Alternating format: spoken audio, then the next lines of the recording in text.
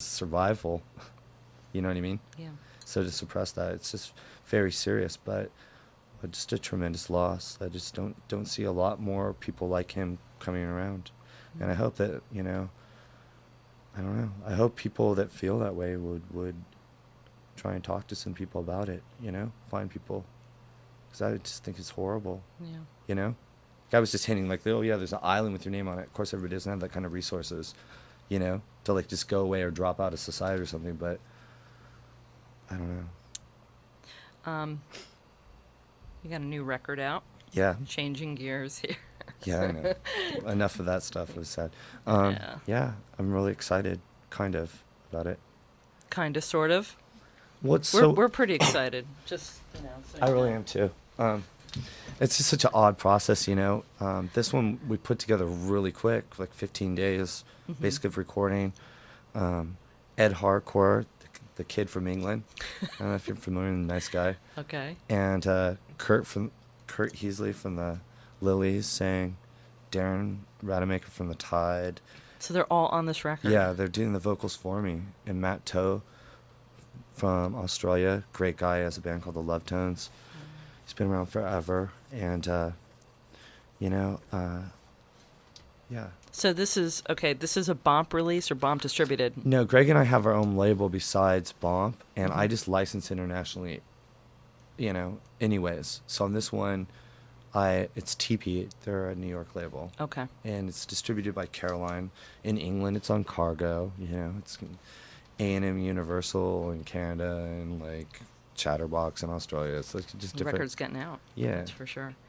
This is so great. The text on this, it's just so right on. It's just, I've always had this sort of thing where, I'm a fan. I don't have to tell you that.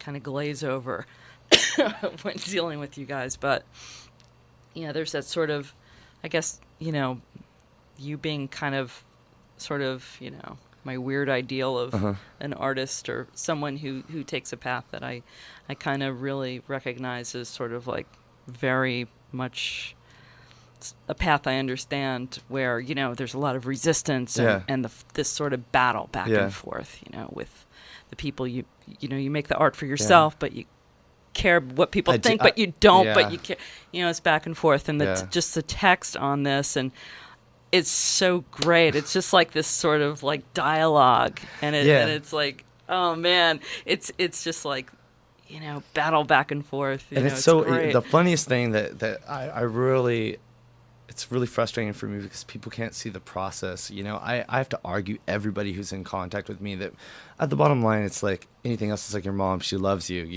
She's going to tell you, no, I don't want you going out, dressed like that. And you're going to dress how you want it. And it's silly, but there was a couple things going on. It really sort of hit the nail on the head. It's like I was kind of excited, all these garage bands and different, like the cosmology of popular music was expanding a little bit, and it seemed like exciting, except it all just became neutralized into these fashion camps and these like points of reference, like, well, I'm into television, well, I'm into Gang of Four, and it's like, wait a minute, there's a whole world out there even within these genres, and I think that it's just so myopic. How everybody was. And then on top of it, it's like, well, then there's England's response to the Strokes. It's the Libertines, but they're doing their record cover looks like the Yeah Yeah Yeahs, and it's like these crazy, like, and I was like, this is such crap, because, this is how these things die really quickly, is when before they're even presented to you, it's this thing in this box, and they can't get out of the box, and it's kind of like chickens, free-range chickens versus, McDonald's mass productions chickens. So chickens need a little bit more space, to be quality. So I really set out and I just said, well, I'm going to make it a text-only record cover presentation. Right. And I'm not going to play up my garage roots and my aspects, because it seems like so much bitter grapes. Like, sure, these guys from this band were in my band, and these guys were in my band. I taught this guy how to play guitar, and these people are all in the magazines. It's all just a big yawn, so. It's so funny. You guys have just persevered through this particular wave, quote unquote period, where I'm like, hey, exactly. It's great. It's great. Look at this. Look, the music is great. And then it's like, you know, the peers, the people that are into music, like one by one, like completely destroy the scene with Yeah. like the factions, like Yeah. you said. It's just like, can I like enjoy anything anymore? You There's know, like some great stuff in Adbusters right now. Now, like you don't have to buy into all their left, ultra left, and anti-capitalist whatever rhetoric, but you know, the facts are the facts, and they have this great article in the last issue where it's just talking about the how everybody's being sold this idea that they're such an individual all the time, you know, by the millions, you know, and it's like it's so ridiculous, but that's like, you know, people can take the momentum. I mean, obviously, if the music is worthy, then it's going to continue to influence and live. And you know, Velvet Underground is an example of that. It continues to inspire and you know, sort of influence people.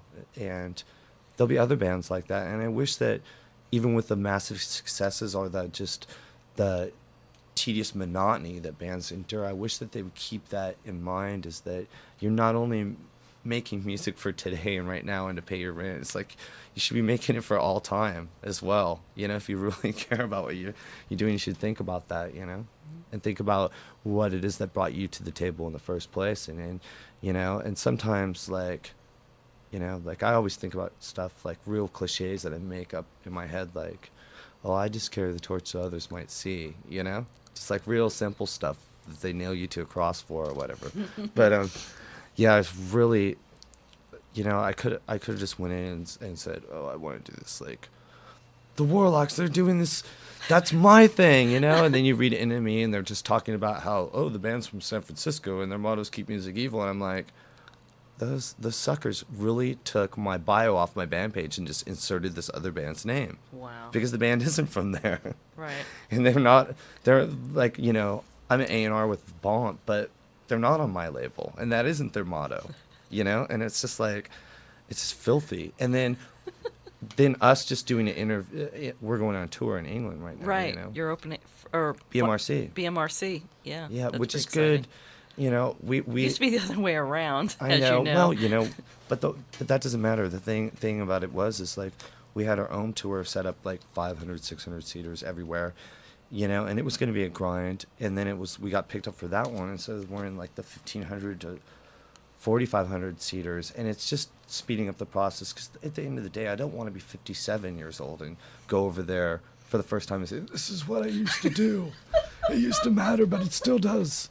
You know, I want it to be like, oh well, you know, that's their thing, this is our thing, and you know. But it was funny, like doing an interview, the first like real feature that we've ever had in Enemy, because they just like sort of drop at us or bring us into it a little bit, but it doesn't fit into their cosmology. But I'm waiting for the backlash, because they're the kings of that. They invented the cynical backlash. It's Absolutely. like, it's the Strokes, and then it's just like.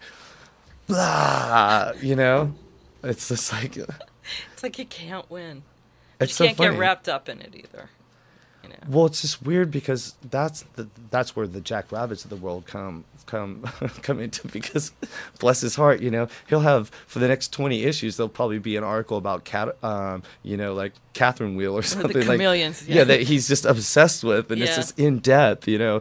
We're interviewing Mark Burgess's gardener about what it was like clipping the lawn during the making a script of the bridge or something. But I love him because Yeah, he's along great. with that, He's there's really like. great. Just like on our site, the funniest things in Enemy, you know, I was like talking about influences. Talk about the '80s. Like people think that you know, Richard Hell is like the prophet Isaiah or something. It's what a bunch of crap and all this stuff. I was like, you know, talking to him, and I mentioned something about Echo and the Bunnymen. He's like, what? Those geezers. It's like, oh well, you know, because I realized that other people aren't like in our neighborhood. You know, Mm-hmm. like we listen to records. We're record crazies. You know, we DJ at clubs and we still spin that stuff. Sure. And it is an 80s night. It's like... It's the real deal. It's the bouncy stuff, you know? And it's the same thing. I travel around the world. Every sort of like garage and Britpop leading pop scene club, hipster club, they all play Bittersweet Symphony every weekend, you know? Verve. Yeah. Verve pipe. Verve. Verve. Yeah, but it's just a great club jam, and, Yeah. and what it's say the message of it's, like talking about how crappy the radio is, Yeah. Which not this station. But so guess what our new album's called, because we recorded another one coming out. On the Heels. Hot on the Heels? No, That's very exciting. And This Is Our Music? No, that's And This Is Our Music, which is a tip of the hat kind of to Dean and his seminal project, like Galaxy 500. Wow. What a great record that is, because and it brought it to the forefront too, because people were like, oh well, you guys sort of started this whole like neo revival, and I go, that's not true. There's before us there was Galaxy 500 and Opal, Sure. And all that jazz, and before that there were some other bands that Greg Shaw knows all about, because he was behind all that stuff, all the LA stuff. And in the 70s we had Cyril Jordan and all of his jazz, and lots of other bands doing stuff. So it's just a continuous thing. People like the medium that we work in.